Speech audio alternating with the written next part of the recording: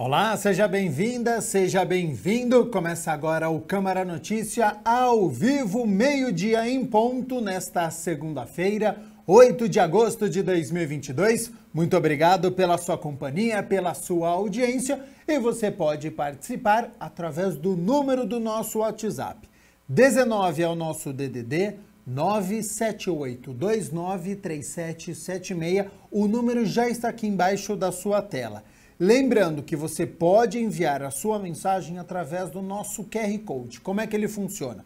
Está com o seu celular aí perto? Pegue o celular, abre a câmera, como se fosse tirar uma foto mesmo, e você aponta aqui, ó, para este QR Code, porque aí já aparece na tela do seu celular a mensagem WhatsApp da TV Câmara Campinas. Você aperta e pode enviar o seu elogio, uma crítica construtiva, o que você quer assistir aqui no nosso telejornal, que a gente conversa ao vivo nesta segunda-feira. Confira a partir de agora os destaques de hoje. Após indicação do vereador Cecílio Santos por melhorias no córrego Pissarrão, Prefeitura inicia obras no local. O vereador Paulo Gaspar solicita estudo para a privatização de teatros municipais. O vereador Luiz Rossini solicita estudos técnicos para a implantação de radares no bairro Jardim São Pedro. E no esporte, no Brinco de Ouro, o Guarani perde para o Grêmio e segue na zona de rebaixamento da Série B. E olha só, a gente abre esta edição com o Centro Público de Apoio ao Trabalhador de Campinas, que está com 5.300 vagas para cursos de qualificação em diversas áreas. Então, para sabermos em quais setores, se ele é presencial ou online, quem pode fazer e como a inscrição, eu aciono a repórter Dalila Pereira, que está no CEPAT, na unidade do centro, na Avenida Campos Sales, e tem mais informações. Seja bem-vinda e boa tarde, Dalila. Olá, Gabriel, obrigada aí. Como você mencionou, estamos aqui no CEPAT do centro para falar desses cursos, dessas vagas. Olha, Gabriel, tem vaga para todo mundo em várias áreas. Tem beleza, tem saúde, tecnologia, gestão e várias outras. É diversificado, tem bastante vaga, e quem vai conversar com a gente é a Maria Helena Levi, coordenadora aqui dos cursos do CEPAT. Obrigada pelo seu tempo para vir aqui conversar com a gente, falar sobre esses cursos, Maria Helena. Obrigada a vocês, Dalila, pela oportunidade dessa divulgação, é muito importante para nós. O CEPAT é parceiro nosso aqui, quase, da TV Câmara, sempre estamos aqui divulgando os cursos. E Maria Helena, quantos cursos estão disponíveis aí no momento, para quem está aí do outro lado já sair daqui informado? Então, Dalila, nós ofertamos 5.300 vagas essa semana, e ainda nos restam aí mais ou menos a metade das vagas, né? Temos vagas ainda em todos os setores. Abre vaga e, se você não correr, já perde a oportunidade, né? Pelo visto, já preencheu muita coisa. Sim, existe uma corrida, né? Quando a gente abre algumas áreas que estão em altas, elas são mais procuradas e algumas esgotam imediatamente. Geralmente, quais são os mais buscados aí? A área da beleza e da saúde. Essas são as mais procuradas. E nesse período pós-pandêmico, você estava comentando comigo que a parte da beleza, né, e saúde está em falta, e o pessoal aí dos salões, cuidadores de idosos, estão buscando esses profissionais. E aqui você pode ter essa qualificação, né? Sim. Na área da beleza, durante a pandemia, houve uma escassez de mão de obra. Então, está faltando profissional no mercado. Os salões estão em busca desses profissionais e nós estamos qualificando para essas vagas. E na área da saúde também, de cuidador, né? A gente tem um parceiro oferecendo algumas qualificações importantes. E quem ficou interessado aí, como que faz para fazer essa inscrição? Tem que levar documento? É a partir de qual horário? Como é que funciona isso daí? Dalila, cada curso é uma situação. A maioria dos cursos são online, né? E as inscrições são feitas na nossa página do Simpla. Outros cursos, as inscrições são presenciais, precisa ir até o parceiro com documentação, e outros nos sites dos parceiros. Então, são muitos cursos, difícil de dizer aqui, mas todas as informações estão concentradas no site da Prefeitura. E esses parceiros aí, para garantir todas essas vagas, todos esses cursos, quem que está aí andando junto com o CEPAT para garantir essas vagas? Nós temos muito bons parceiros, né? O Sistema S, o Sebrae, Senai, Senac, mas também temos alguns parceiros da empresa privada, né? Então, Embeleze, DG Cursos, Microlin, Softex, e entre outros. E você comentou comigo que estão procurando mais parceiros, né, para garantir aí mais vagas, para diversificar os cursos. Sim, nós estamos sempre em busca de parceiros, né, da área de qualificação.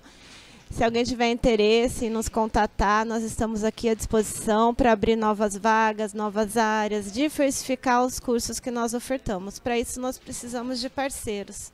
Então, estamos abertos para conversar com quem tiver interesse em nos ofertar essas vagas também. Todos gratuitos, Dalila. Aqui nós só ofertamos cursos gratuitos.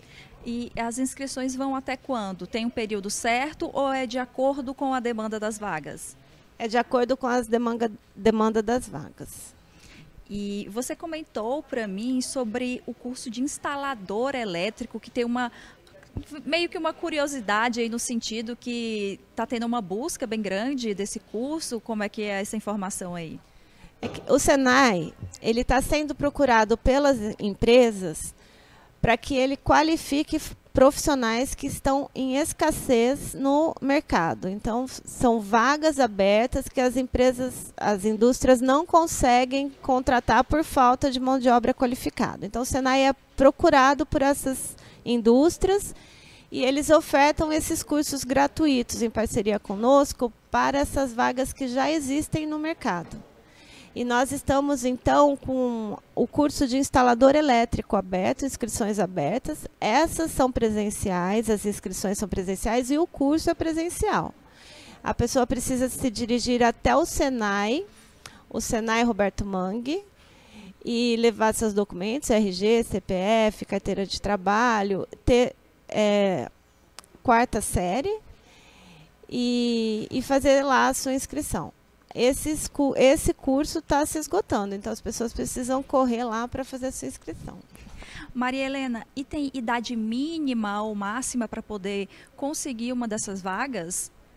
Sim, o Senai tem os requisitos, eles estão no site, tá, Dalila? Lá no site tem.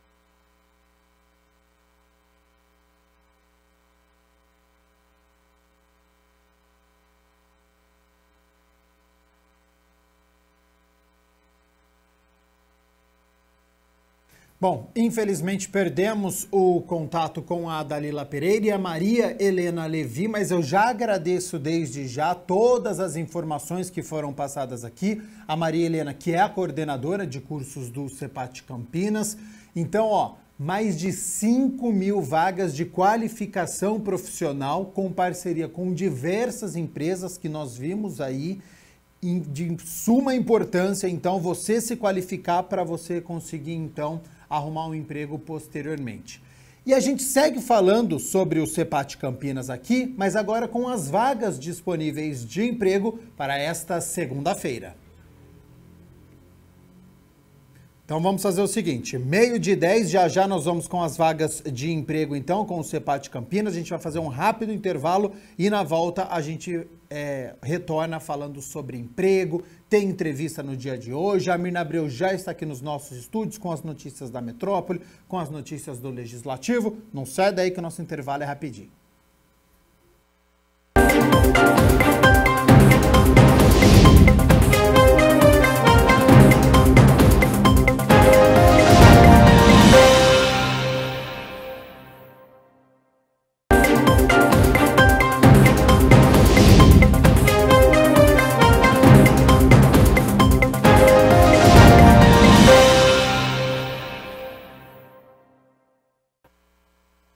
Meio-dia e 22, Câmara Notícia de volta ao vivo nesta segunda-feira. A semana só está começando. Muito obrigado pela sua companhia, pela sua audiência. E agora sim, vamos falar sobre emprego para você que está em busca de uma oportunidade no mercado de trabalho ou para você que quer mudar de área. Confira agora as vagas disponíveis para o CEPAT Campinas nesta segunda-feira.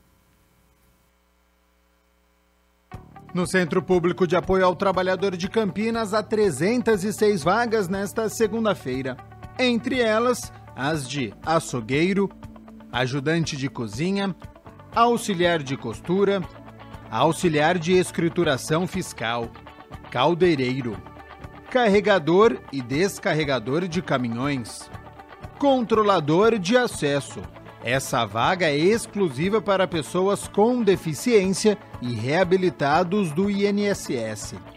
Costureira em geral, eletricista de instalações, encarregado de obra civil, estoquista, funileiro de veículos, reparação, gerente de loja, mecânico de manutenção, montador óptico, motorista entregador, operador de roçadeira, operador de telemarketing ativo e receptivo, pizzaiolo, promotor de vendas, serralheiro, técnico de refrigeração com veículo próprio, torneiro mecânico, vendedor interno e vigilante.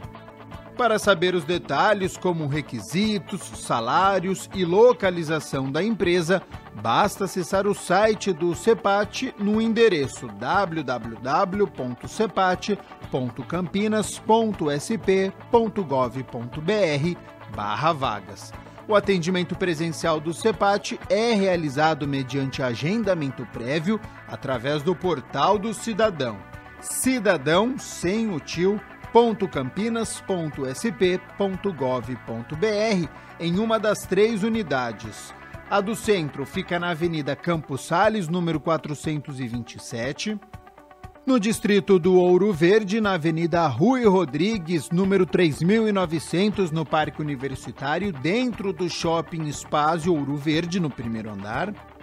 E a unidade do distrito do Campo Grande fica na Rua Manuel Machado Pereira, número 902, em frente à Praça da Concórdia. Portanto, mais de 5.000 vagas de cursos para qualificação e mais de 300 vagas de emprego no CEPAT Campinas nesta segunda-feira. Não perca estas oportunidades, hein? A Mirna Abril já está aqui nos nossos estúdios, hora das notícias do Legislativo, para a gente falar sobre o que acontece aqui na Câmara de Campinas. E a gente começa com uma proposta do vereador Paulo Gaspar. Seja bem-vinda e boa tarde, Mirna. Boa tarde, Gabriel. Boa tarde a você aí de casa. É uma indicação que tem o objetivo de desonerar os cofres públicos. Por isso, o parlamentar solicita estudo para a privatização dos teatros municipais.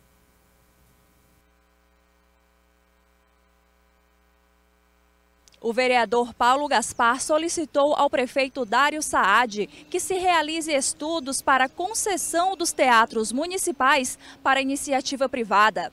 Segundo o parlamentar, a manutenção desses espaços é muito custosa para os cofres públicos por conta das características do processo licitatório. Os teatros, assim como todo o financiamento da cultura em si, a própria orquestra sinfônica, ela tem muitos desafios. E a gente sabe que o orçamento é curto, o cobertor é curto e isso tudo é bancado com o dinheiro do cidadão através dos impostos, né? Então o sentido da indicação é tentar estabelecer uma parceria público-privada, ou seja, compartilhar a gestão tanto com a Secretaria de Cultura como com as OS, organizações sociais que fazem esse trabalho já em outras cidades e que, lógico, precisaria de um estudo apropriado, porque cada cidade, cada cenário é um contexto diferente. O parlamentar deixa claro na sua indicação que o contrato de concessão poderá prever o uso de datas pela municipalidade para apresentação de atividades culturais desenvolvidas pelos munícipes. Ele também comentou que a parceria contribui para a redução dos impostos. No sentido de você ter mais recursos para investir na cultura, melhorar a qualidade dos equipamentos e também a oferta de eventos que possa ter, através de patrocínios, através de propaganda, enfim, outros recursos que hoje a Secretaria não dispõe, né? Então o sentido é de tentar melhorar os serviços e diminuir o impacto no bolso do contribuinte. Paulo Gaspar reforçou que o principal objetivo da indicação é garantir o acesso à cultura para todos. Se fosse uma coisa voltada somente para o lucro, a gente poderia propor uma privatização ou uma concessão. No caso da parceria público-privada, esse espaço para os eventos públicos garantidos, essa agenda pública, ela tem que ter um espaço nesse contrato de parceria público-privada. O acesso à cultura continua sendo gratuito para aqueles que precisam. A gente segue acompanhando então esta indicação do vereador Paulo Gaspar e agora a gente fala sobre um requerimento do vereador Luiz Rossini. O requerimento do parlamentar fala justamente sobre estudos técnicos para a implantação de radares no bairro Jardim São Pedro, em obras que já acontecem no cruzamento de ruas importantes com grande fluxo de veículos. Confira. O requerimento número 1097 deste ano, de autoria do vereador Luiz Rossini, solicita estudos técnicos para a implantação de radares no bairro Jardim São Pedro. Na verdade, eu recebi essa demanda de moradores ali do Jardim São Pedro, que estão preocupados com a ocorrência de acidentes e riscos existentes na entrada do bairro. No trocamento são várias ruas, avenidas, Jardim São Pedro, Jardim Aliança, onde os motoristas não estão respeitando a velocidade, limite de velocidade. Está sendo feita uma reformulação no viário e está um ponto de risco ali. Então, a fim de minimizar esses riscos e aumentar a segurança, na verdade, a própria população pede a instalação de radar. Mas, na verdade, eu estou solicitando estudo técnico para ver se é o caso da implantação de um radar de velocidade no sentido de tentar conter, né, aqueles motoristas que, infelizmente, desrespeitam os limites de velocidade, ou que seja adotada alguma outra solução técnica do ponto de vista de trânsito para aumentar a segurança de quem trafega por ali. O trecho que o vereador pede estudos técnicos é esse daqui onde estamos, entrada e saída dos bairros São Pedro e Jardim Aliança. E como você pode ver, há grande fluxo de veículos por aqui. A prefeitura tem 15 dias para responder o parlamentar, que são prorrogáveis por mais 15 dias. Então o requerimento é nesse sentido, estudos técnicos visando ver a viabilidade da implantação do radar. Em segunda alternativa, outra medida de trânsito, de sinalização, de adequação do viário ali para garantir que os pedestres, motoristas que por ali passam, possam fazer isso com segurança e tranquilidade. Segundo Rossini, a grande movimentação de veículos é principalmente em horários de pico. Na verdade, virou um ponto de grande preocupação. Você tem os motoristas conscientes, mas tem alguns que, infelizmente, precisam de alguma ação ou de sinalização ou radar para ver se contém esse ímpeto de dirigir em alta velocidade. 12h31, nós estamos ao vivo nesta segunda-feira com as notícias do Legislativo, falando sobre o trabalho dos parlamentares. E agora a gente fala então sobre o trabalho do vereador Cecílio Santos. Olha, a gente vai falar agora de um trabalho no Câmara nas Ruas. É o seguinte, a gente já mencionou aqui os requerimentos, já mencionou aqui as indicações, e a nossa equipe foi justamente nas ruas com o vereador Cecílio Santos para ver o resultado de uma indicação, que é um documento que nasce aqui na Câmara de Campinas. Entenda.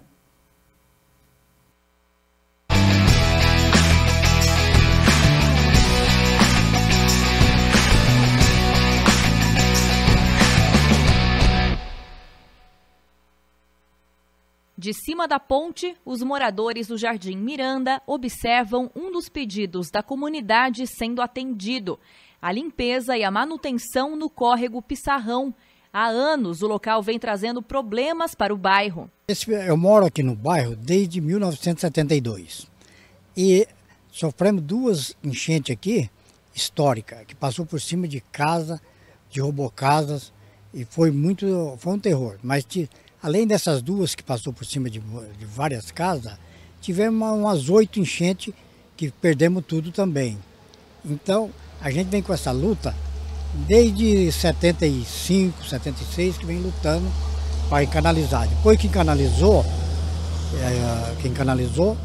essa luta continua mais ainda, que quando entregaram a obra, falou que era para ter manutenção cada 2 anos. E a gente vem com essa luta. Só que a gente, desde esse tempo, encaminha documento, vem caminhando, lutando e sempre alertando, mas não tem feito as manutenção necessárias. Por isso, hoje, estão fazendo praticamente uma obra. E a gente ainda agradece a Deus por estar fazendo, porque a gente sabe o que a gente já passou. Essa é a casa onde seu Jesus mora. Em 2 dessas enchentes que ele contou, a água chegou quase até o telhado. Nas 2 vezes, ele perdeu o carro e todos os móveis. E os moradores comentaram sobre problemas de saúde pública que isso acaba acarretando. Nas ocasiões que ocorrem essas enchentes, muito entulho, muita poluição que vem lá de cima, acaba indo para a rua. E a prefeitura, ela demora um pouco para vir retirar esse material por conta de outras enchentes também que dão por aí. E esse material fica de 3 a 4 dias no asfalto. Ele seca, aí com o movimento dos carros sobe essa poeira tóxica, poeira, né, bem poluída, que acaba atingindo a casa dos moradores. Então crianças, idosos, eles têm problemas sim com a questão respiratória nesse período, né? Agora, a Força Tarefa conta com o vereador Cecílio Santos. Foi o parlamentar que protocolou a indicação para solicitar à prefeitura que providenciasse a limpeza e a manutenção do córrego. E o córrego Pissarrão, ele atravessa praticamente toda a cidade. Então ele chega aqui com um volume de água muito grande e a necessidade de manter o canal do córrego limpo. Essa manutenção ela é fundamental para que haja o escoamento da água e não tenha as inundações aqui na região. Logo que assumi o mandato de vereador, como a gente tem o conhecimento com os moradores aqui, eles já me passaram a necessidade de fazer a manutenção das placas que se desprendem nas paredes laterais do córrego. Então nós fizemos encaminhamento para a prefeitura solicitando essa manutenção para que evite as enchentes, porque são muito fortes as enchentes aqui nessa região. Então a população fica muito amedrontada quando começa o tempo de chuva, porque os problemas decorrentes das inundações é muito grande. Toda essa água que corre pelo córrego Pissarrão chega até o rio Capivari, mas até lá são cerca de 10 quilômetros de trajeto. Vias como a rodovia Anhanguera, por exemplo, acabam sendo barreiras para o escoamento correto da vazão. Além disso, com o tempo, tem ocorrido desgaste das placas de concreto que compõem o córrego. O que aconteceu? Nas grandes enchentes, essa água levou as placas e acabou piorando a situação do nosso córrego aqui. Porque daí isso tudo vai obstruindo o caminho, né? Pois, na verdade, vai piorando sensivelmente. Agora estão fazendo um serviço que eu espero que venha a melhorar. Se fixarem condignamente essas placas ou se fizerem uma concretagem seguida, onde uma placa sustentará a outra, né? Os moradores agradecem ao vereador por essa atenção dada ao bairro. O Cecílio, a gente tem um diálogo bom que ele encaminha, pelo menos, nosso pedido. A gente tem, pela associação, a gente faz os pedidos. Só que, assim, na maioria das vezes a gente não obtém resposta do pessoal da administração. E o Cecílio reforça com requerimentos via o gabinete para que esses pedidos sejam atendidos, né? De alguma forma sejam atendidos. O pedido ele tem encaminhado, que a gente sabe que é difícil, que a prefeitura é um problema, porque a gente sabe que como a associação encaminha, a gente pediu força, ele tem encaminhado, então tem ajudado. Cecílio agora está de olho em outras melhorias que a região precisa. É uma rua que é muito movimentada, é plana e os moradores fazem caminhada. Então nós estamos solicitando à Secretaria de Serviços Públicos que faça a calçada, a pista de caminhada e uma academia ao ar livre.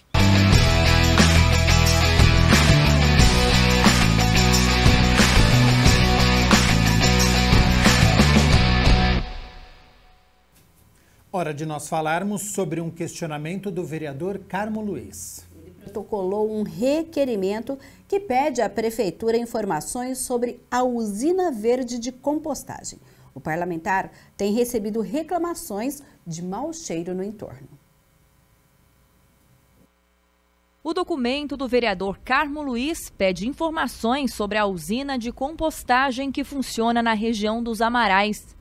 A usina verde de compostagem é uma iniciativa inovadora implementada aqui no município de Campinas. Trata-se de um complexo sistema que se reaproveita de materiais como restos de podas de árvore, lodo do esgoto, frutas e verduras e transforma tudo isso em uma massa, o adubo orgânico. Esse fertilizante pronto é comercializado e também usado em áreas verdes, como praças, bosques e parques da cidade. A usina é um projeto da Prefeitura em parceria com a Sanasa, a Ceasa e o Instituto Agronômico de Campinas e tem licença da Companhia Ambiental do Estado de São Paulo, a CETESB, para funcionar. Mas, segundo Carmo Luiz, tem sido alvo de constantes reclamações devido ao mau cheiro no entorno do local. Esse requerimento é um pedido dos moradores da região dos Amarais, especialmente da região de Santa Mônica, que em função do cheiro desta usina de compostagem que foi instalada na Fazenda Santa Elisa, um importante projeto não apenas para a cidade, mas para a humanidade, porque a partir do momento que você consegue gerenciar uma usina de compostagem, de reciclagem, você agrega muito valor à sociedade. Só que esta usina tem causado um problema muito grave especialmente a esta comunidade. O cheiro é muito forte. O vento sul, que é o tempo todo, percorre e joga todo o cheiro da compostagem, desse trabalho muito bem feito na fazenda, dentro desta comunidade. Segundo o parlamentar, a parceria com a Prefeitura para resolver o problema tem sido fundamental e também urgente. Havia compromisso, inclusive, da Secretaria de Serviços Públicos de formar um sistema de proteção. Isso em setembro de 2020, é um problema antigo e, infelizmente, isso não aconteceu. Então, nós fizemos um requerimento querendo saber quais as ações que estão sendo realizadas para diminuir o mau cheiro do local e qual prazo agora que será implementado essas ações. Então nós não podemos mais esperar, a população não pode esperar. Nós sabemos que é um projeto muito importante para a cidade, de grande importância social, mas não pode atingir ninguém, nenhuma comunidade ou qualquer pessoa pode ser atingida pelo mau cheiro ou qualquer coisa em benefício de qualquer outro fato. Então nós vamos trabalhar no sentido de mitigar esse cheiro e, se não houver mitigação, unir toda a população, unir os vereadores, unir todas as autoridades para que nós possamos continuar este lindo projeto. Nós temos que enaltecer o trabalho da Secretaria de Serviços Públicos, mas nós temos também que tratar com os efeitos colaterais das ações públicas. Lembrando que a Prefeitura tem 15 dias prorrogáveis por mais 15 dias para responder ao vereador. Mirna Abreu, hoje é segunda-feira, portanto é dia de reunião ordinária, a 17ª. E nós temos 6 projetos na pauta, lembrando que a reunião ordinária começa às 6 horas da tarde.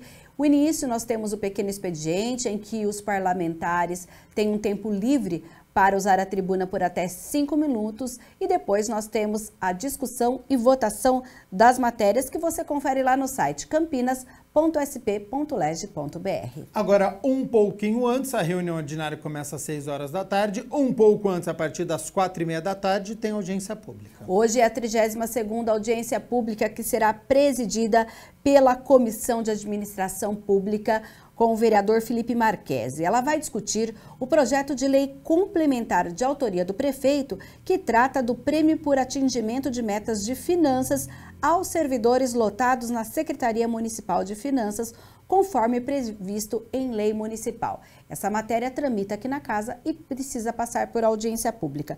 Depois nós temos a reunião ordinária que vai discutir esses 6 projetos e olha só, amanhã, terça-feira, logo às 9 horas da manhã, a gente tem a reunião ordinária da Comissão Permanente de Proteção e Defesa dos Direitos dos Animais e depois, às 10h30 da manhã, uma reunião sobre as emendas impositivas. Essa reunião foi convocada pela presidência da Câmara, vai reunir vereadores, vai reunir também membros do Executivo, justamente porque a partir do orçamento de 2023, a gente tem agora uma lei que trata dessas emendas impositivas, ou seja, um valor, um percentual do orçamento do município que os vereadores podem apresentar essas emendas. Portanto, amanhã o Câmara Notícia começa logo após esta reunião sobre as emendas, um pouquinho depois do meio-dia.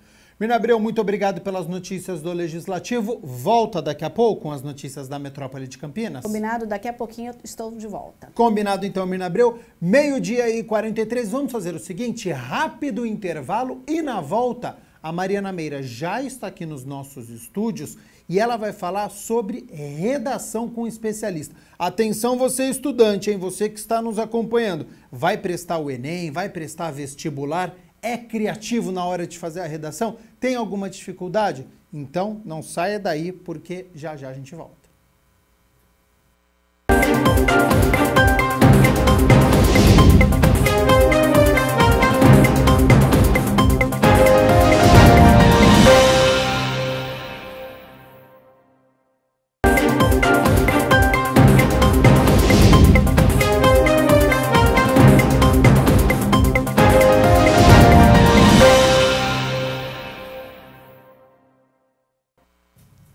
Olá, boa tarde para você. Estamos ao vivo com o Câmara Notícia, como o Gabriel anunciou dessa vez.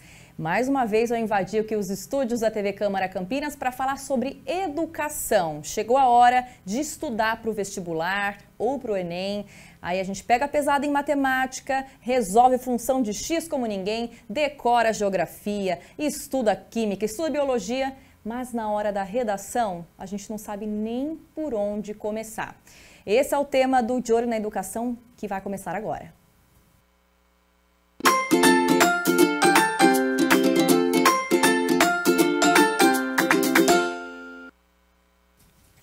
Assunto sério aqui no De Olho na Educação, porque a gente dá risada, né, desses perrengues que acontecem, mas o papo é sério, né? Professor Maurício Soares, professor de redação, está aqui ao vivo com a gente hoje no De Olho na Educação. Professor, seja bem-vindo, obrigada pela sua participação aqui com a gente. Vamos começar trazendo um dado bem alarmante aqui, professor, para o público de casa entender por que é tão importante a gente falar sobre isso. Olha só, no Enem de 2021, 22 candidatos tiraram a nota máxima na redação. Só que, né, essa nota máxima é de 1.000, só que 96 mil jovens zeraram. Os motivos vão desde fuga do tema até deixar o espaço em branco. E segundo se acredita, que a gente comenta muito, né, professor? Muitos desses alunos não têm nem argumento, repertório, aquela bagagem intelectual para começar a elaborar um texto argumentativo, dissertativo, que é o modelo mais comum, né, pedido. O que é que acontece quando a gente vê um dado tão preocupante quanto esse? 96 mil pessoas zeraram a redação. Olha, eu acho que você está falando de duas coisas aí, né? Uma coisa é simplesmente a pessoa deixar em branco, desistir ou tentar algo e fugir do tema. E outra coisa é a necessidade de repertório, bagagem cultural, para que se possa desenvolver um texto adequado.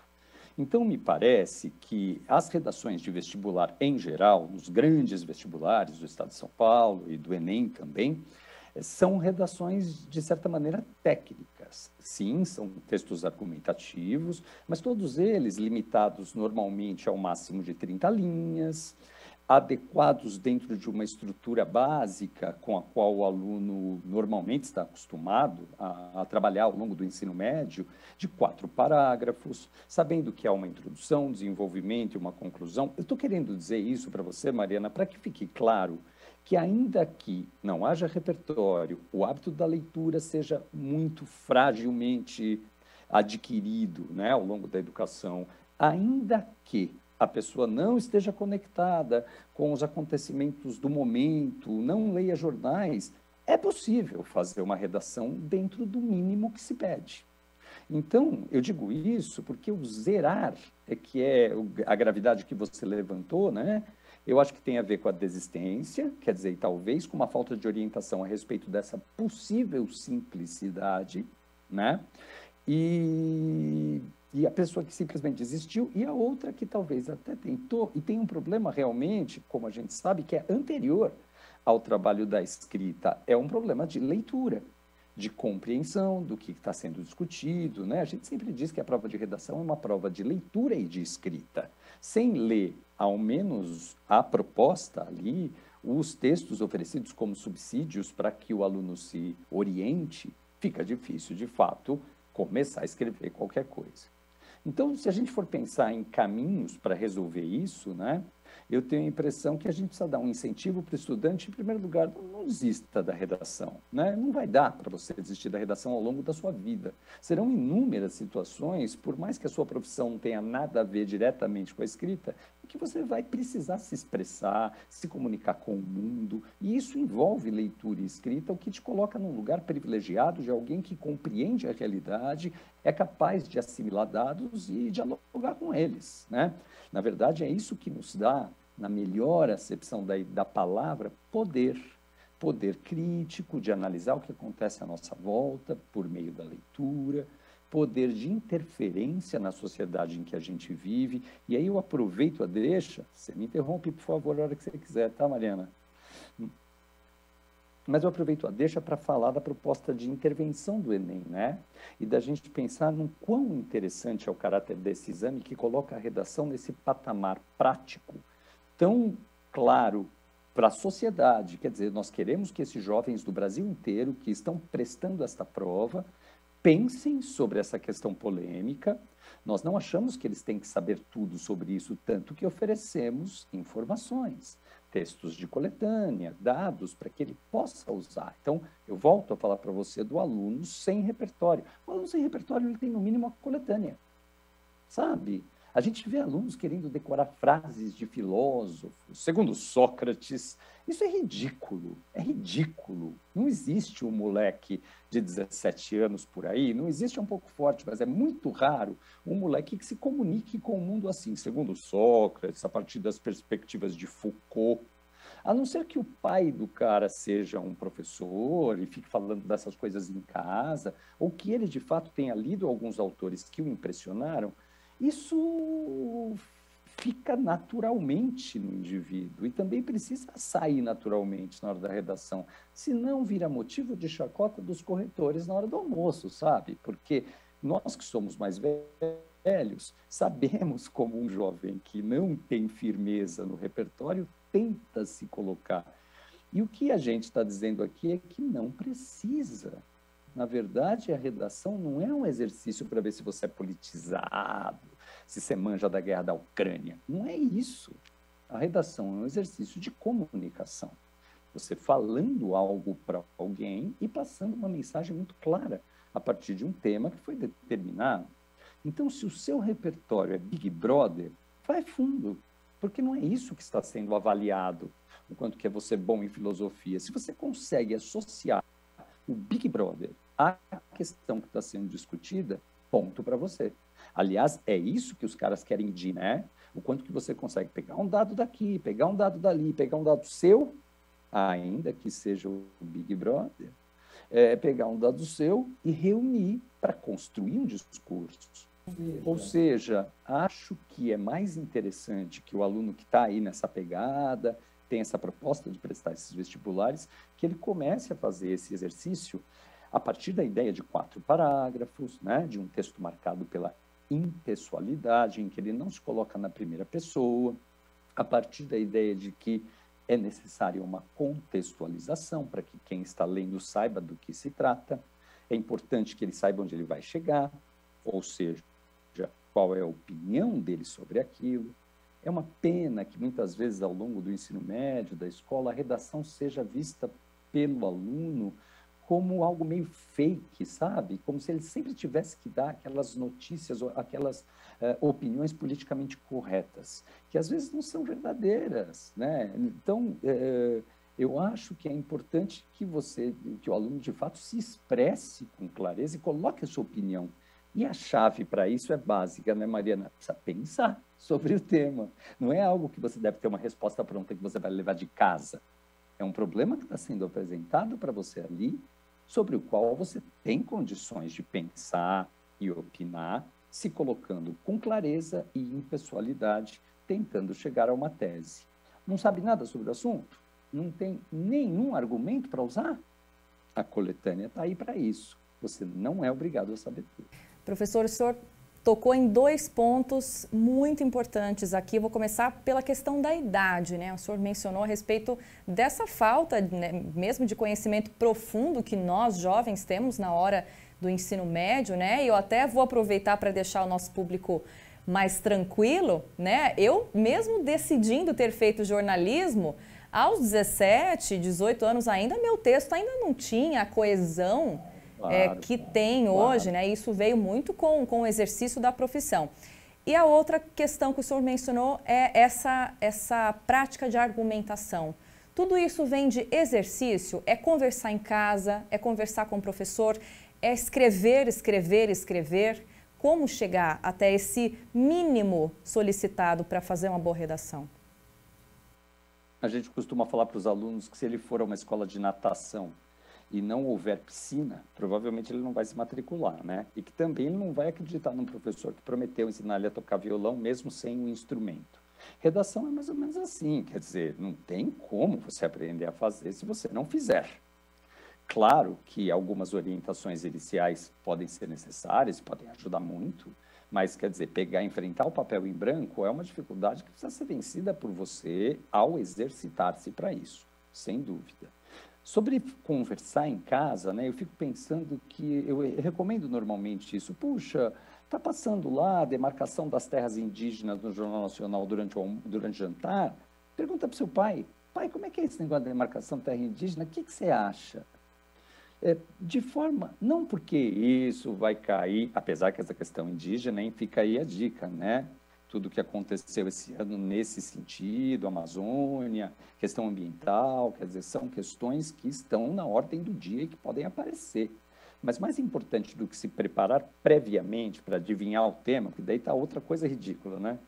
Não adianta se adivinhar o tema, não adianta. Você precisa entender o recorte que o cara quer a partir dos textos da coletânea. É o tema, mas é o quê? Não adianta eu te falar, o tema é engenharia genética, vai! Não, não é assim. É engenharia genética no Brasil? São os avanços da engenharia genética para a longevidade? Ou é a engenharia genética com os problemas religiosos que a envolvem? Você entende? Há muitas... Então não adianta adivinhar, você precisa estar preparado para ler, para pensar sobre aquilo na hora e para organizar as ideias já dadas, na maioria das vezes, na coletânea. Agora, então, só para fechar, acho que é exatamente isso, conversar para que você adquira algumas opiniões. Complicado, né? Num ano de eleição, alguma opinião você deve ter, né? Você deve estar sabendo das coisas que estão acontecendo. E eu brinquei com a guerra da Ucrânia, mas algum conhecimento geopolítico pode te deixar mais tranquilo, né? A hora que você lê ali e souber que é algo que você já ouviu falar. E outra coisa, eu falei que era para fechar, mas era mentira. Essa coisa da falta de profundidade a que você se referiu, Mariana. Vamos combinar uma coisa assim, com toda a clareza, sem nenhuma hipocrisia. A redação do vestibular, ela é superficial. Vamos tirar esse mito de que o aluno tem que escrever com profundidade. Não, o aluno tem que se comunicar com clareza. O melhor texto é o texto em que o aluno consegue dizer o que ele quer dizer. O exercício é esse, eu tenho uma coisa para dizer, eu vou usar a linguagem para dizê-la.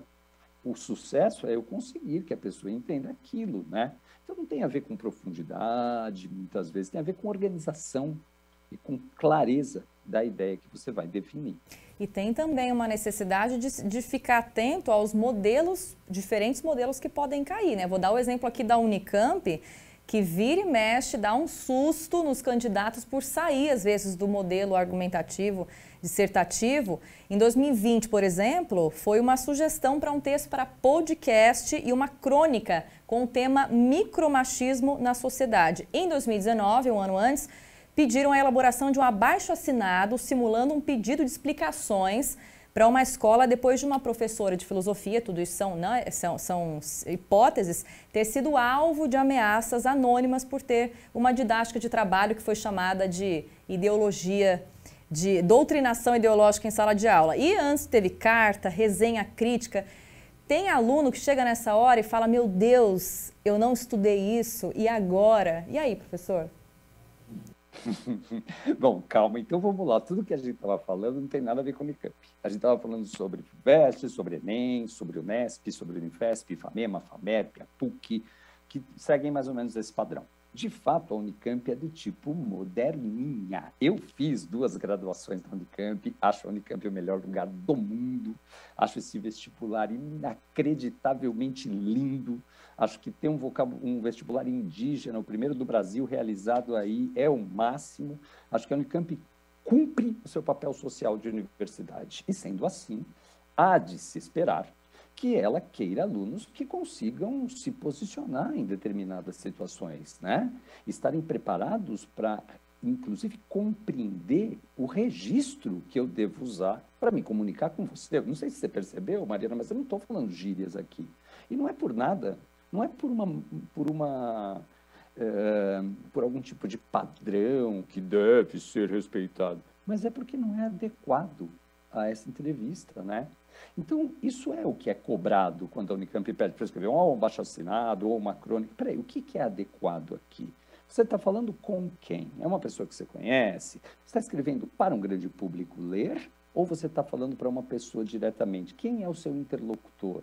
Então, me parece que, aliás, pelo fato do aluno ser colocado nessa situação real, vida real, né? Os textos também não são textos para a professora ler. São textos que vão interagir com a sociedade, mais ou menos como a gente tinha falado a respeito da proposta de intervenção do Enem, né? Esses textos da Unicamp, eles têm uma ação pública. Você vê, a professora foi demitida e os alunos vão defender. São coisas, aliás, próximas das situações que os jovens provavelmente enfrentaram ao longo do ensino médio, né? E aí, não é o máximo, a Unicamp, por que ela faz isso? É para quebrar a possibilidade do moleque chegar lá com uma formulazinha. Porque daí é sacanagem. Você vai querer enganar que você se comunica com clareza? Enganar quem? E por quanto tempo? Então, não, sabe? Não tem como você chegar com uma fórmula, começar com a frase segundo Sócrates, hoje em dia, portanto. Isso é besteira. Você tem que aprender. Na verdade, a Unicamp dá uma rasteira, né? Porque você vê, olha só, Mariana, como essa entrevista acabou resultando. A gente estava dizendo exatamente o contrário, de certa forma, até agora. Eu estava dizendo que é simples, que dá para adequar nos 4 parágrafos. Quer dizer, existe esse modelo de prova de redação adequável, eu diria, a uma determinada fórmula, né? Ainda que esse seja o pior caminho possível para se escrever. Na Unicamp não tem nem esse jeito, porque a Unicamp te coloca nessa situação real. Olha, escrevam um abaixo-assinado, como você mencionou, ou um roteiro para podcast. Bom, se esse moleque que está prestando vestibular nunca ouviu um podcast, não dá mesmo para ele entrar na Unicamp. Se ele não sabe o que é um podcast, ele está muito desconectado, para ele não dá. Então, não é que ele tem que saber escrever roteiros de podcast, ele tem que, baseado no seu bom senso, nas informações oferecidas pela banca, escrever algo parecido com aquilo que ele já deve ter ouvido, né? Caiu tanta coisa legal nesse sentido. E na defesa da Unicamp, como se ela precisasse de alguma, eu digo que agora, atualmente, né, nesse vestibular que está rolando agora, o aluno pode escolher. Então, a gente tem normalmente 2 propostas, uma mais normalzinha, né, para os alunos um pouco mais acostumados com aquilo, que vão se sentir confortáveis com aquele modelo, e uma mais, sei lá, revolucionária, ou uma mais ousada, criativa, para aqueles alunos que queiram, então, voar, que achem, entendeu? Quer dizer, o fato da Unicamp deixar o aluno escolher, mostrar os 2 temas e falar, faz aquele que é mais a sua cara. Você entende, Mariana? Porque não é para ferrar o aluno, ainda mais a Unicamp, é para encontrar o melhor caminho para que eu possa extrair o melhor desse aluno. Quer dizer, se você não se sente bem escrevendo uma crônica, tá bom, então escreve uma nota de repúdio. Você já ouviu nota de repúdio? E aí, nesse sentido, o que cai na Unicamp? Tudo, né? Porque se eles quiserem, eles podem pedir para você escrever uma bula de remédio. E não me parece absurdo. Não me parece absurdo que você, Mariana, com os dados sobre o medicamento, a composição, para que ele é usado, que hora tem que tomar, agora, Mariana, sem nenhuma preparação, você consegue fazer uma bula de remédio, porque você já viu isso na sua vida, porque você tem as informações. Então, vamos concordar com uma coisa, Mariana, legal pra caramba, né? que bom que o vestibular é desse jeito, que dá essa liberdade e, ao mesmo tempo, empurra o aluno para a vida de um jeito criativo, interessante. Nossa, estou até com vontade de prestar. Eu confesso que eu não tô com muita saudade não, professor, mas o papo tá bom. Tá tão bom que a gente não tá nem vendo o tempo passar aqui. Nosso tempo tá acabando, professor. Mas eu queria muito perguntar a última coisa aqui para o senhor. A gente está falando de algumas dicas, né, que são, ao mesmo tempo, básicas e também complexas, né? Ficar antenado, não se cobrar tanto, né, para ter muitas referências, um vocabulário muito aflorado. Saber ter um mínimo de coesão ali entre uma coisa que viu, conversar, perguntar se tiver dúvida, ter um bom português, né? Acho que dá uma explorada na gramática, quem tem mais dificuldade, praticar. E qual é a dica do professor de redação? Algum palpite para a redação desse ano, professor? Você está querendo que eu faça exatamente o que eu falei que era uma besteira, né? Que é adivinhar o tema. Mas eu acho assim que está claro. Nós estamos, enfim, com todas as questões políticas que a gente sabe, as faculdades, algumas delas evitam tocar o dedo na ferida ou trabalhar com essa ideia de polarização, mas tocam em questões, né? A FUVEST pergunta: o mundo está fora de ordem? Me parece assim que a questão ambiental, para mim, ela está sempre muito em voga, né? Eu acho que você precisa saber tudo mesmo sobre aquecimento global, sobre devastamento, sobre devastação, sobre amônia, sobre Pantanal, incêndio. Eu acho que você precisa entender quem são os grandes ativistas do clima hoje em dia. Greta Thunberg, por exemplo, aquela menina sueca, sabe? Se aproximar do tema, quer dizer, procura um vídeo no YouTube, escreve aí, aquecimento global. Isso é construir o repertório sobre coisas que estão à nossa volta. E isso é um processo natural. E o melhor que o aluno tem a fazer daqui até a prova é tornar isso um hábito. É buscar se interessar por alguns desses acontecimentos, não todos. Porque me parece, viu, Mariana, que não se trata de saber o assunto, se trata de ter o hábito de deduzir coisas, né? Encontrar informações e chegar a conclusões, independente de qual seja o assunto. Faz sentido? Isso faz todo sentido. E essa questão ambiental realmente vale muito a pena estudar, ler. Hoje em dia a gente tem o YouTube para ajudar, tem muitos canais, podcasts também, a dica para o estudante, né? Estou aqui me lembrando que meio ambiente foi justamente o tema que caiu quando eu prestei o Enem. Em 2009 foi pedido um texto sobre a devastação da floresta amazônica. Então olha só quantos anos já se passaram e a gente continua ainda, pois é, nessa emergência climática que eu ainda acho que vai cair mesmo. Professor, nosso tempo infelizmente acabou, eu tinha muito mais coisa para perguntar, mas eu espero ter ajudado o público de casa que está meio ansioso. Muito obrigada, viu, pelo seu tempo aí com a gente. Eu que agradeço, Mariana, pela oportunidade, viu? Boa tarde, bom trabalho. Para você também, professor. E ó, você aí de casa, a gente já está em agosto, mas ainda dá tempo de pegar firme na redação, conversar com a família para fazer um bom texto no Enem ou nos vestibulares. De Olho na Educação fica por aqui, te vejo na próxima. Tchau!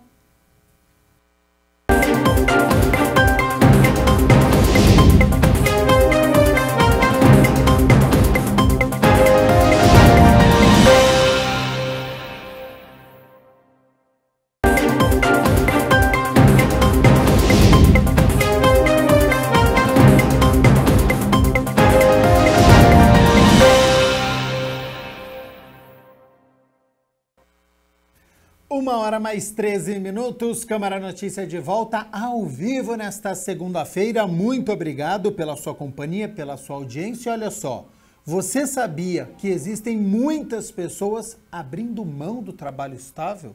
Para se ter uma ideia, nos Estados Unidos, em setembro e outubro de 2021, mais de 8 milhões de pessoas pediram demissão sem ter outro trabalho em vista, segundo dados do Departamento de Trabalho.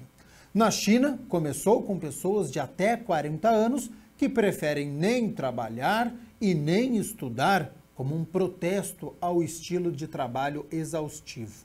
Aqui no Brasil, apesar da taxa de desemprego muito alta, acima dos 9%, o Brasil vive uma situação parecida. Então, para conversarmos sobre esta situação, qual que é a tendência para o futuro próximo, eu converso agora com o Márcio Monson, ele que é fundador e CEO da Select, a empresa de tecnologia para recrutamento e seleção. Então, muito obrigado, Márcio, por ter aceito o convite para participar aqui do nosso telejornal, do Câmara Notícia da TV Câmara Campinas. E esta relação entre empregado e empregador está mudando? Seja bem-vindo e boa tarde. Boa tarde, Gabriel. Boa tarde. Que coisa diferente de noticiarmos. As pessoas estão pedindo demissão. Geralmente as notícias vão no sentido de que temos uma grande massa de desempregados buscando por oportunidades. Então nós vemos que realmente a pandemia, até certo modo, mudou um pouco o eixo do nosso planeta e as pessoas estão repensando seus valores, seu propósito de vida, a sua carreira e, por que não, a sua relação com a família, os seus entes queridos. Então, muita coisa mudou, temos muito a que refletir sobre esse movimento, não é mesmo? Exatamente. Então, essa é uma mudança que está acontecendo e nós vamos saber já já o porquê. A gente pode dizer que é um fenômeno global, começou em algum país e aí neste mundo globalizado ele foi se espalhando, porque eu citei aqui dois extremos, citei os Estados Unidos, citei a China que está bem distante, mas com acontecimentos que estão parecidos. É um fenômeno global, a gente pode incorporar outros países também nesta mudança de pedir aí, demissão, mesmo sem ter um outro emprego em vista? No início deste movimento, conhecido como The Great Resignation, pois que justamente começou nos Estados Unidos, muitos analistas interpretavam que o cenário americano, obviamente, uma taxa de desemprego entre 13% e 4%, os americanos recebendo um cheque em casa com o auxílio do governo americano, pensávamos que o cenário seria diferente, mas não, ele se disseminou para o mundo todo e nós vemos muitos países com o mesmo perfil. Claro que nós não podemos generalizar, né? Não temos respostas simples para problemas complexos. Então, a gente tem que destacar que isso é um movimento que acontece em pessoas que têm um maior nível de escolaridade, trabalhadores da zona urbana e também mais focado nos jovens. Então, só para contextualizar que sim, é um movimento que começou a se disseminar pelo mundo, começou nos Estados Unidos, mas ele está ainda muito nichado, digamos assim, em um perfil profissional específico. Sobre os motivos, então, porque quem está nos acompanhando deve ficar curioso, né? Por que será que milhões de pessoas estão pedindo demissão sem ter um outro emprego? Traduzindo para o português, este termo que você falou em inglês, é chamado de grande renúncia. No Brasil, nós podemos dizer que milhões de pessoas estão optando por mais qualidade de vida do que permanecer em um emprego que não estava agradando, Márcio? Perfeito, é uma grande questão. A que as pessoas estão renunciando? É muito interessante. Historicamente, nós já sabemos que as pessoas pedem demissão mais dos seus chefes do que de suas empresas.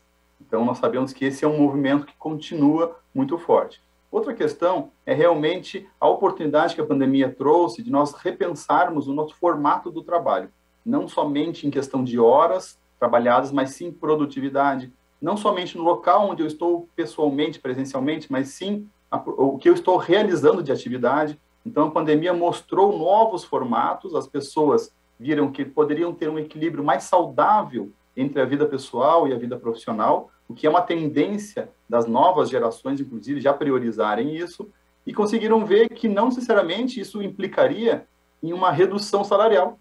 Até pelo contrário, as pessoas estão pedindo demissão justamente para irem para empresas que estão pagando mais e oferecendo oportunidades de trabalho mais flexíveis, melhores benefícios e também um salário melhor. Na sua visão, então, essa ruptura do empregado com a empresa tem a ver, então, com este período que nós estamos vivendo da pandemia, porque o medo do vírus, milhares de pessoas morrendo, infelizmente chegamos na casa de 680 mil pessoas. E aí, principalmente no início, lá para 2020, nós ficamos mais tempo em casa, as empresas foram se adaptando com o home office ou com o trabalho híbrido, as pessoas pararam de perder tempo no trânsito, por exemplo. Você imagina que estas situações abriram os olhos das pessoas de que é importante cuidar da saúde mental e se estava ruim, é preciso mudar, é preciso fazer alguma coisa diferente? Eu penso que todos concordamos que no dia a dia nós temos uma rotina muito agitada. Nós temos uma rotina, ainda mais aquelas pessoas que têm filhos, por exemplo, eu tenho 3 filhos. Então nós temos uma rotina altamente agitada, uma empresa para gerir, e nós muitas vezes não temos um tempo de reflexão um pouco mais profundo.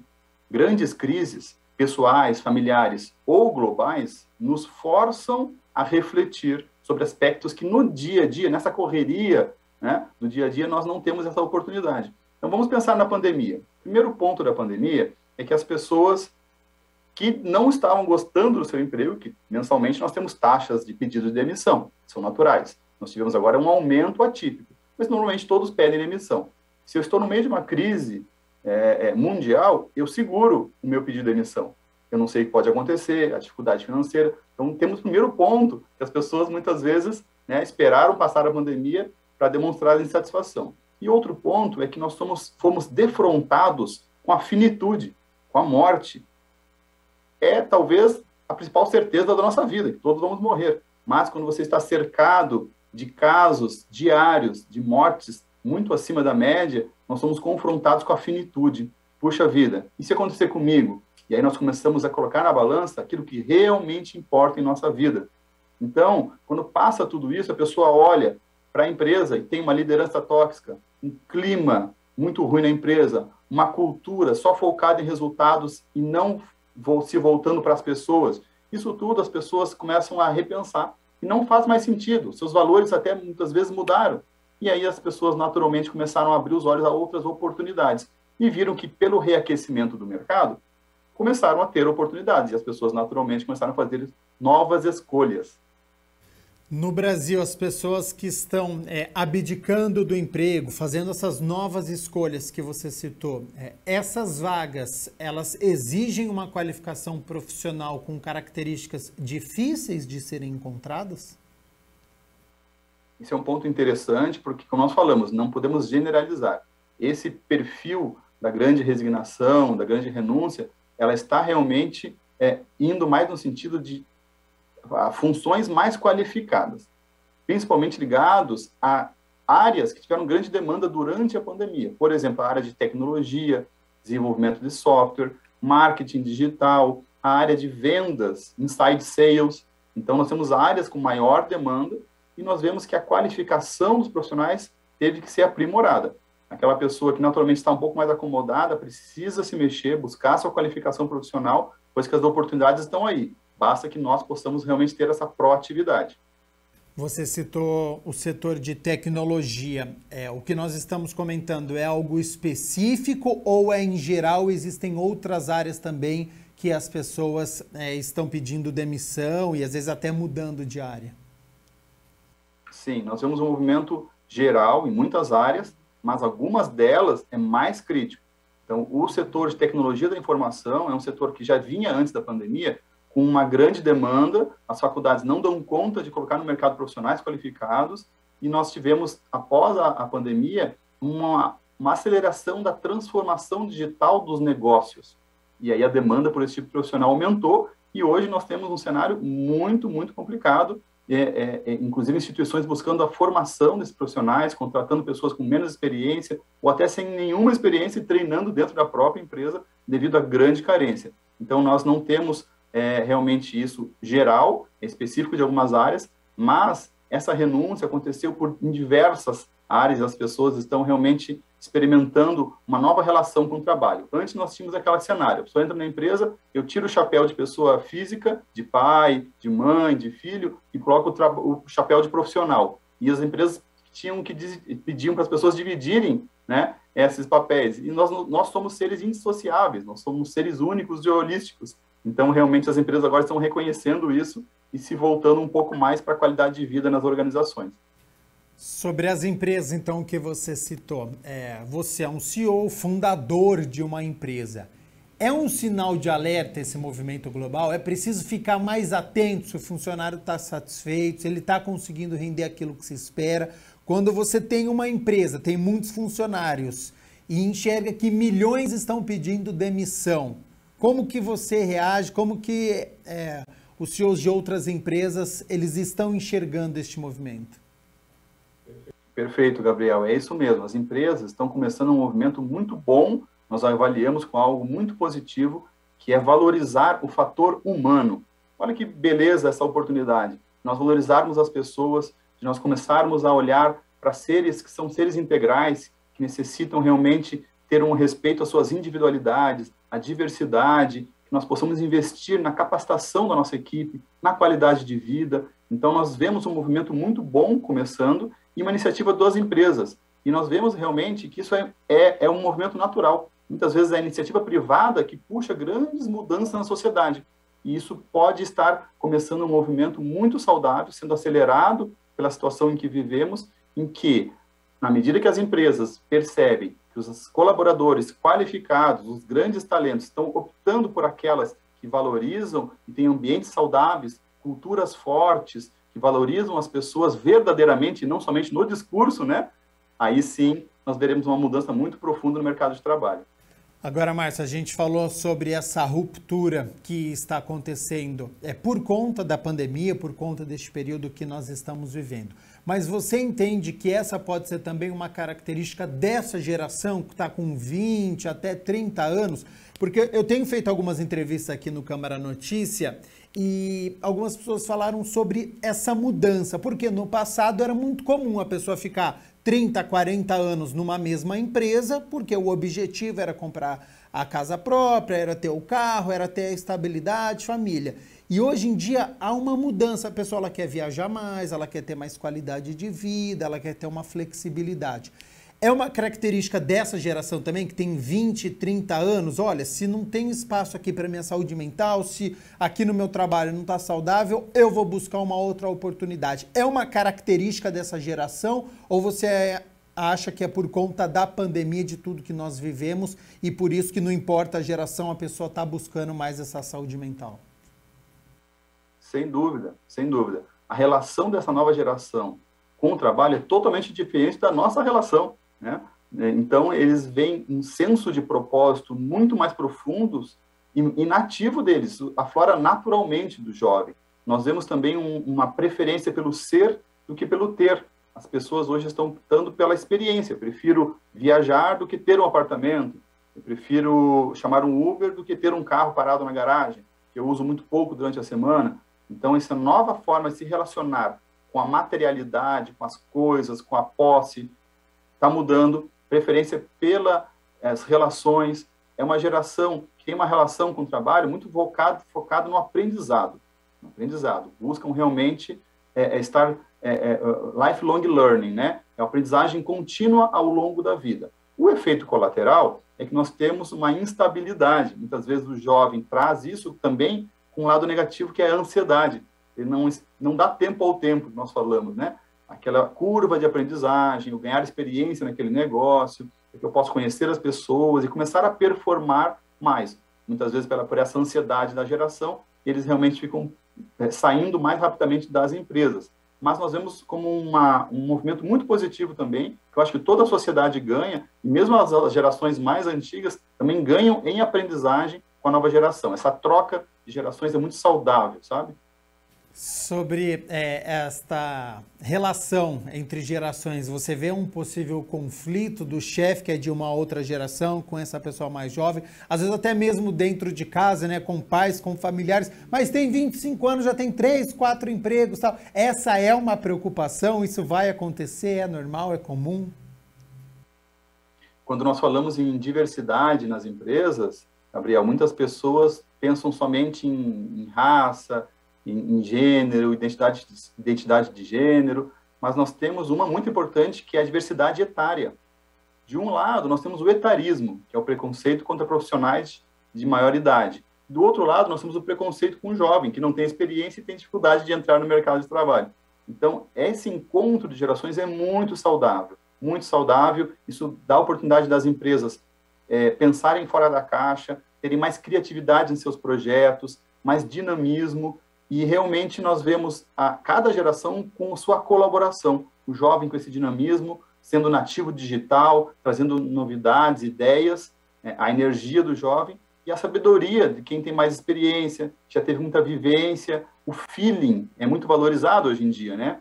Antigamente caía num campo místico, mas hoje nós temos, né, a percepção de que muitas decisões vêm pelo feeling realmente. que é a soma de todas as nossas bagagens e experiências. Então, quando nós fazemos esse encontro no sentido positivo, exercitando a tolerância, a empatia entre as gerações, o resultado para os negócios e para as pessoas é muito positivo. Em um futuro próximo, passando a pandemia, você entende que esse fenômeno veio para ficar, esse desejo dos trabalhadores, ou pode ser que retorne ao que era antes? Perfeito. Eu acredito pessoalmente que a tendência da humanidade é sempre evoluir, em que pese muitas vezes as notícias que nos chegam nos desanimam, né, em relação às guerras, à intolerância, mas eu tenho essa esperança, que tudo que é bom tende a ficar e prevalecer. Então nós temos um caminho de evolução. Claro que logo após a pandemia, muitos achavam que seria um outro extremo. Não, agora tudo será online. E também não é bem assim. Nós sabemos da importância da interação olho no olho, estarmos juntos, trocando ideias. A comunicação ela se dá muito pela expressão, não somente pelo que nós falamos, mas como nós falamos. E isso é muito melhor expresso quando estou numa reunião presencial, com uma dinâmica com as pessoas. Então, nós vemos que o híbrido é um modelo que veio para ficar, em que as empresas vão encontrar esse ponto de equilíbrio.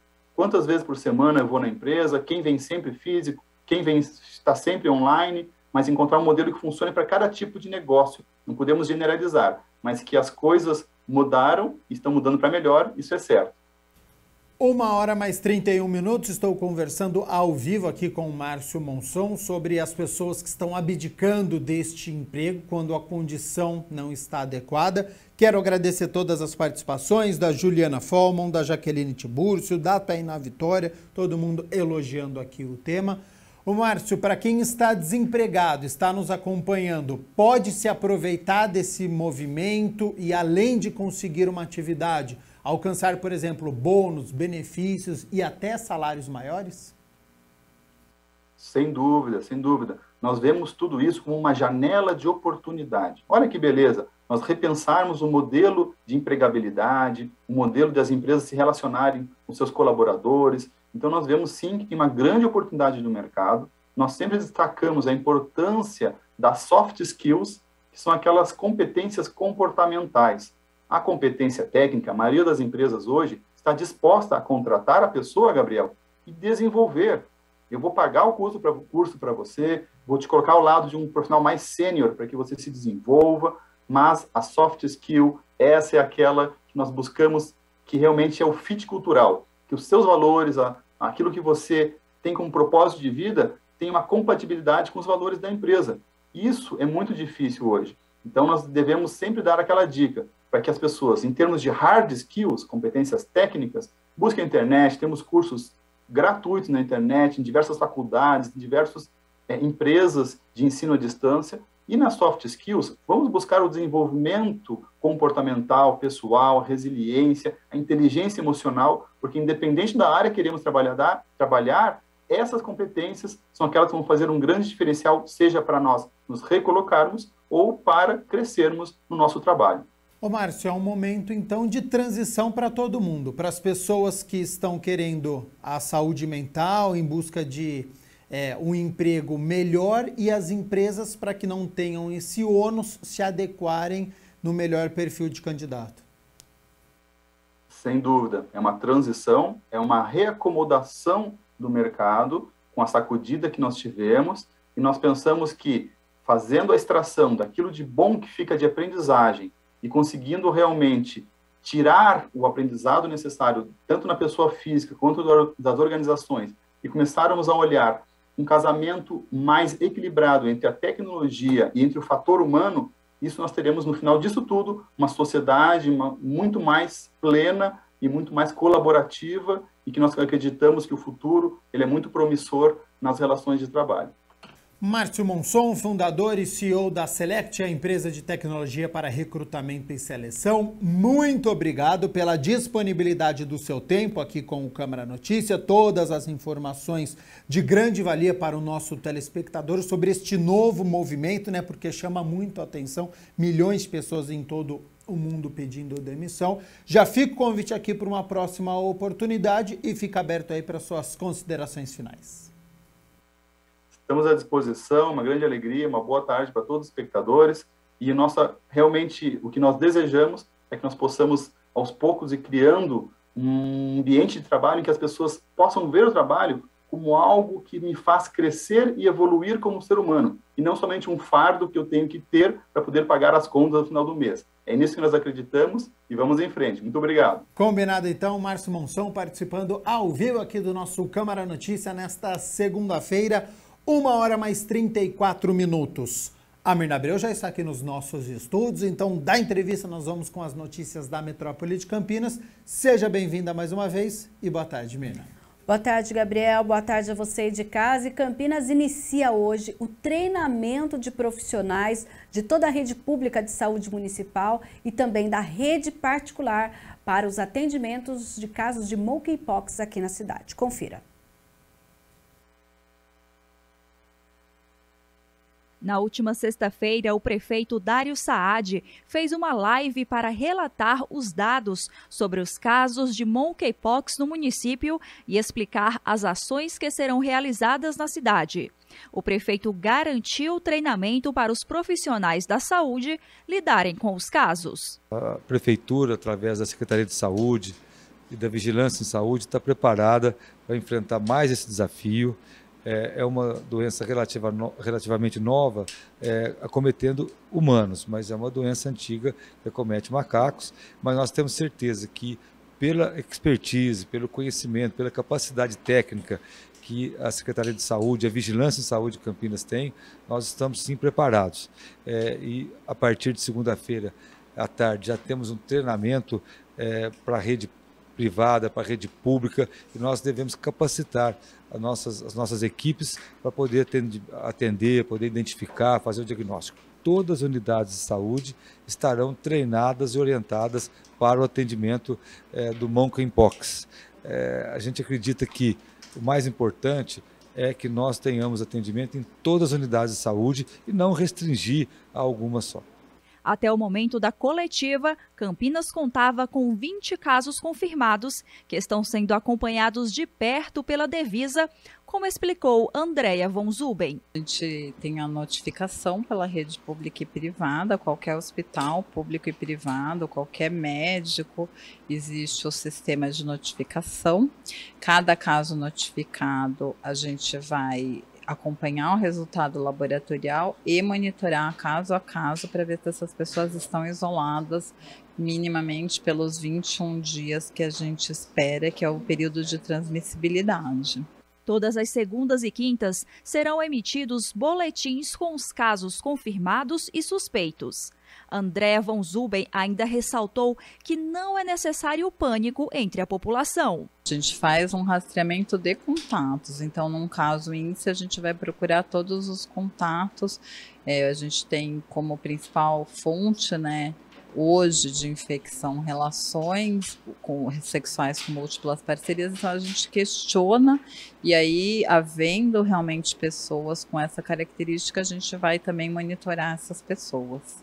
Acho que não tem nenhum motivo de pânico, a gente está controlado, o número de casos é pequeno, é importante a pessoa entender o risco e ficar atento e evitar comportamentos de risco, somente. O atendimento para os pacientes com suspeita da doença está disponível nos centros de saúde, prontos socorros, pronto atendimentos e nos centros de referência em IST, HIV, AIDS e hepatites virais. São Paulo, no momento, é o estado com mais casos no país. Valéria Almeida, coordenadora do CIEVES, deixou claro que, até o momento, medidas mais restritivas não são cogitadas. O que as pessoas têm que preocupar é em relação a contatos muito próximos, com pessoas que sejam casos confirmados, com pessoas com lesões na pele, com feridas, A gente não tem nenhum plano de que faça restrição de circulação de pessoas. A importância, na verdade, é muito mais com contato de pele a pele, que é a principal forma de transmissão. Como existe uma transmissão respiratória, ainda que seja uma transmissão respiratória menos eficiente, menos eficaz, de menor intensidade do que, por exemplo, a infecção por Covid, é importante que as pessoas saibam que alguns locais onde você se mantém um aglomerado de muitas pessoas juntas, com pouca ar circulante, como por exemplo um ônibus ou um local, tipo uma boate fechada, algum local assim, talvez seja importante fazer o uso de máscara, né? Então é importante a pessoa fazer isso. Valéria Almeida reforçou que o cuidado é necessário. Eu acho importante também é que essa doença ela pode causar uma forma mais grave, supõe-se em pessoas que têm algumas condições, como uma imunossupressão, né? Crianças, então, gestantes. Então, o que é importante, na verdade? As pessoas que tenham diagnóstico de infecção pelo monkeypox têm que evitar o contato com essas pessoas, né? Então, a importância que a gente fala da questão do isolamento, porque muitas pessoas falam assim, mas por que vai isolar se é uma doença que não tem gravidade, né? Por que fica falando para ficar em casa 21 dias? Porque, na verdade, essa pessoa pode ser um veículo de transmissão, uma forma de transmissão para pessoas que podem, eventualmente, desenvolver uma forma mais grave da doença, como gestantes, crianças e pessoas que têm alguma imunossupressão. O vírus da monkeypox é diferente, por exemplo, do vírus da Covid. São vírus diferentes, né? O Covid, a infecção pelo Covid é causada por um vírus RNA, que a gente sabe que tem uma capacidade de fazer muita mutação, diferente desse, que é um vírus que contém DNA. Então, ainda que a probabilidade seja muito baixa, né, está sendo analisado e monitorado isso pelo Instituto Adolfo Lutz. Então, é bom a gente também não querer que surja um vírus mais forte, mais resistente ou causando mais doença, né? E a gente continua falando sobre saúde com informação importante, porque começou hoje vacinação contra a paralisia infantil. Olha, uma campanha de suma importância, já que a doença é erradicada no país, mas existe aí o temor que, devido aos baixos índices de imunização nos últimos anos, que a gente possa ter aí a paralisia infantil de volta. Então começa hoje e vai até o dia 9 de setembro a campanha nacional de vacinação contra a poliomielite e multivacinação em crianças e adolescentes. A vacina contra a polio é para as crianças de 1 a 4 anos, mesmo as que já receberam outras doses, e a multivacinação é para atualizar as carteiras vacinais de crianças e adolescentes menores de 15 anos. Em Campinas, a meta é vacinar 95% das 58.813 crianças aqui da nossa cidade. Já a multivacinação tem como meta atualizar o esquema vacinal dos adolescentes também aqui da cidade de Campinas. A gente lembra que são 66 centros de saúde atualmente, apenas o Centro de Saúde do Boa Esperança que não aplica a vacina agora. E os pais precisam apresentar a carteira de vacinação com foto. Caso não tenha carteira, pode ir mesmo assim. E a gente já lembra, a gente falou dos 66 centros de saúde. Tem alguns centros de saúde que nós já anunciamos que estão em reforma, mas o atendimento tem um lugar alternativo naquele bairro. E dia D, 20 de agosto, vai ser aí o sábado de vacinação, multivacinação. Mas se você tem tempo, vá no meio da semana, de segunda a sexta-feira, num desses centros de saúde aqui da cidade. Exatamente. Mirna Abreu, Hospital Mário Gatti voltou a liberar visitação para quem está internado. Isso mesmo, devido aí aos números que tiveram uma queda em relação ao atendimento de sintomas com gripes, resfriados e qualquer outro respiratório, a gente tem aí a volta das visitas. Olha, então já a partir de hoje, no pronto-socorro pediátrico, não haverá horário de visita presencial, porque as crianças já têm acompanhamento familiar com revezamento. No PS adulto, que é a visita na sala vermelha, das 4 às 4h15, na sala amarela, das 4h20 às 4h35 e na sala verde, às 4h50 às 17h05. A gente tem os boletins médicos às 17 horas. No primeiro andar, visita já está terminando, inclusive, ó, da 1h30 a 1h45 todos os dias. Na enfermaria ortopédica e neuroclínica, das 3 às 3h30. E na neurocirurgia já foi de manhã, todo dia também, das 10 às 10h30. Segundo andar, 3 às 3h30. Neurologia e especialidades, 4 às 4h30. Urologia, plástica, cirurgia de cabeça e pescoço, vascular e proctologia, a visita é das 5 às 5h30. Boletins também nos horários das visitas. Terceiro andar, enfermaria médica, das 11 às 11h30. E no quarto andar lá do Mário Gatti, na enfermaria da pediatria, não é permitido acompanhamento familiar. Então, na UTI pediátrica, o tempo de visita que era de 1 hora passa a ser de 2 horas.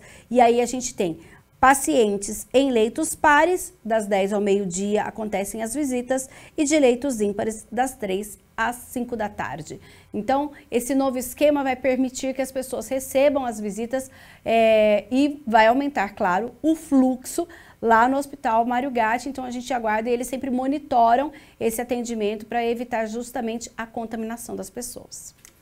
Mirna Abreu, na semana retrasada, eu entrevistei aqui no Câmara Notícia a Silvana, a Laura e a Cati, que fizeram aí o caminho para o interior e agora está com as inscrições abertas. Olha, a gente tem aqui, olha, nós temos 2 encontros, um que já vai ser amanhã, 9 de agosto, e outro no final do mês, no dia 25, com inscrições limitadas no site caminhoprointerior, tudo junto.com.br. Você vai lá na aba compra inscrições online. Essas oficinas têm atividades promovidas pelo Caminho do Interior, que o Gabriel trouxe aí todos os detalhes no dia da entrevista, envolvendo tópicos sobre cultura, turismo rural, religioso e de natureza. O intuito é despertar o engajamento, acolhimento e possibilidades de empreendedorismo local com foco em oportunidades de desenvolvimento pessoal. A gente fala de iniciativas sociais, culturais, turísticas e de lazer, tudo para movimentar aqui a nossa região.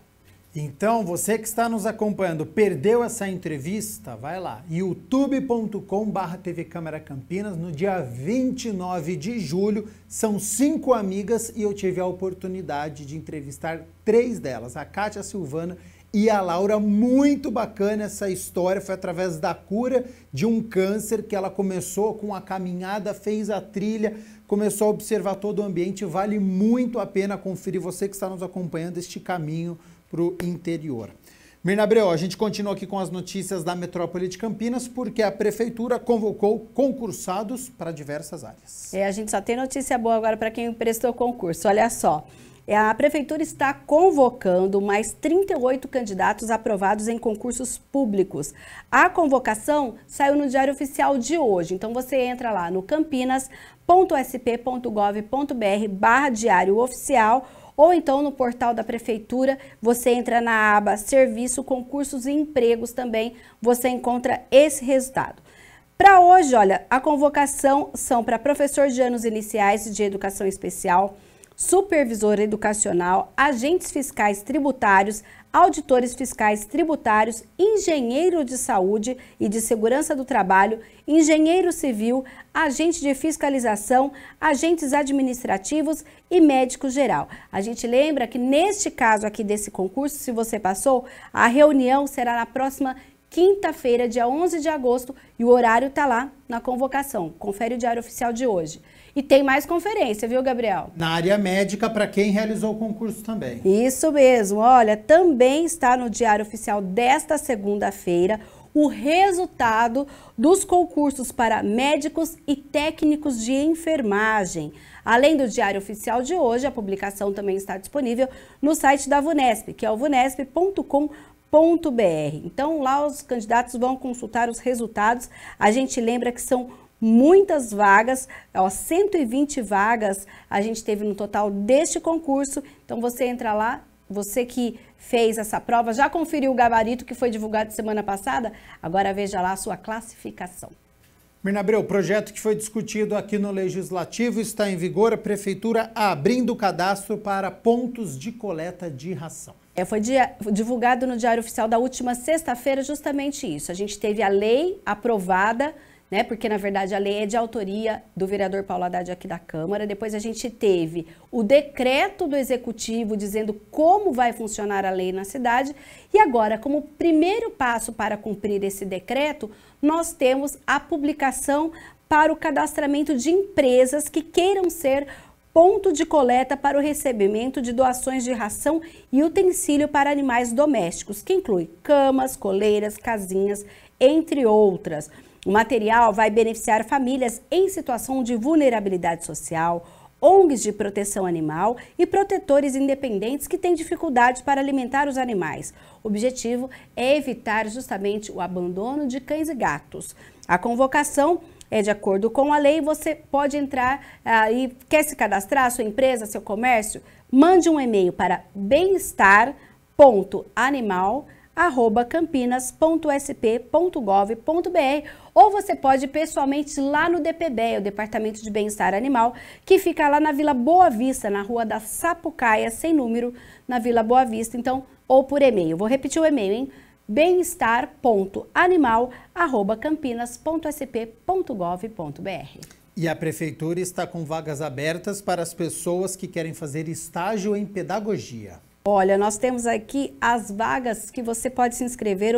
A gente tem o direito à bolsa, que é de R$ 1.111,67, seguro de vida, vale transporte, no mesmo molde que é feito para os servidores. As inscrições vão ficar abertas até o preenchimento das vagas. Então, você vai entrar no site superestágios.com.br, que é a empresa que está fazendo a seleção para esse estágio de pedagogo para a Prefeitura de Campinas. Ou então, você entra lá na página da Prefeitura, vai entrar no portal campinas.sp.gov.br, você vai entrar na Secretaria de Gestão e Desenvolvimento de Pessoas e entra no programa de estágios. A gente lembra que os estudantes têm que cumprir 4 horas diárias de estágio e o horário das atividades é definido de acordo com o horário das aulas e também a necessidade da unidade onde esse estagiário vai atuar. E para nós encerrarmos as notícias da metrópole de Campinas, amanhã 2 bairros da cidade vão ficar sem água. A Sanasa vai fazer o serviço de interligação de redes, por isso vai interromper o fornecimento das 8 da manhã às 5 da tarde no Jardim Carlos Lourenço e também no residencial Caiapó. Então você que reside ou trabalha nesses 2 bairros, atenção, faça a reserva de água ainda hoje. Certíssimo, Mirna Abreu, muito obrigado. Primeiro com as notícias do Legislativo, agora com as notícias da metrópole de Campinas. E hoje à tarde tem reunião, hoje é dia de reunião ordinária, então tem muitos assuntos aqui para as notícias do Legislativo. Sim, hoje e amanhã a gente também tem reunião de comissão e depois a reunião que vai definir aí os critérios para o envio, a propositura das emendas impositivas, que é de acordo com a nova legislação. Já na lei orçamentária de 2023, já vai ser possível o vereador fazer indicar, chamada emenda impositiva, de onde ele quer que o percentual, a que tem direito essa emenda parlamentar, vai para um centro de saúde, vai para um recapeamento. Então, a gente aguarda essa reunião para definir esses critérios. Então, Mirna Abreu, muito obrigado por todas essas informações e uma boa tarde. Boa tarde para você e boa tarde para você de casa também.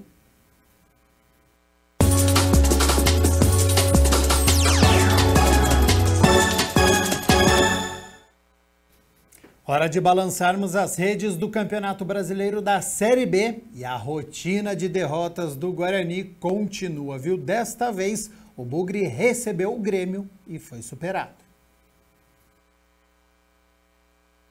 O Grêmio começou pressionando. Logo aos 4 minutos, Campaz cobrou escanteio e Lucas Leiva de cabeça, por pouco não abre o placar. Aos 8 minutos, Leandro Vilela tocou nos pés de Biel, que agradeceu, caminhou e bateu. A bola desviou e saiu pela linha de fundo. Aos 18 minutos, Vila Sante recuperou a bola no meio-campo, tabelou com Diego Souza e bateu no cantinho de Kozlinski, que não alcançou. 1-0 Grêmio. Aos 33 minutos, os gaúchos continuaram tocando a bola, envolvendo o Guarani. E mais uma vez, Biel finalizou. Agora Kozlinski espalmou e no rebote, Guilherme jogou para trás, mas João Vitor afastou para escanteio. O Guarani chegou ao ataque pela primeira vez somente aos 41 minutos. Persson tabelou com Bruno José, que tocou para Nicolas Careca finalizar. E Jeromel, praticamente em cima da linha, impediram o empate bugrino. Ainda na primeira etapa, Diogo Matheus cobrou falta na cabeça de Derlan e obrigou o goleiro Breno a fazer bela defesa. No segundo tempo, Eduardo Persson recebeu na intermediária e arriscou. Novamente, Breno fez a defesa e mandou para escanteio. Só que aos 29 minutos, Guilherme recebeu no ataque. Viu a passagem de Biel, que tocou na saída de Kozlinski. 2-0 Grêmio. No último lance da partida, Diogo Matheus cobrou o escanteio e João Vitor cabeceou no cantinho. É gol do Bugre, mas tarde demais. Final, Guarani 1, Grêmio 2. Bom, o Grêmio foi superior à equipe bugrina, abriu 2-0 e o Guarani só conseguiu diminuir no último lance da partida. Situação complicadíssima na classificação, hein? Guarani, antepenúltimo colocado com 19 pontos, está a 5 pontos de sair da zona de rebaixamento. Então, o caminho é longo, mas o tempo é curto, viu? Já foi mais da metade da competição. Em 22 rodadas, o Guarani conquistou apenas 3 vitórias. O Bugre volta a campo agora na quarta-feira, conhecida como depois de amanhã, 9h30 da noite contra o Criciúma, fora de casa.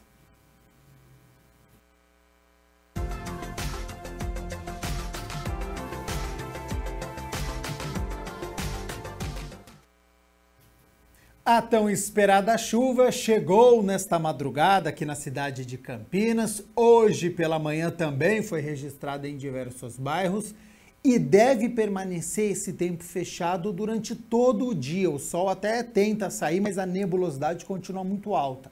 E para amanhã permanece essa condição de tempo nublado, então terça-feira tem previsão de chuva também. Mantenha o guarda-chuva ao lado aí para você se proteger, hein?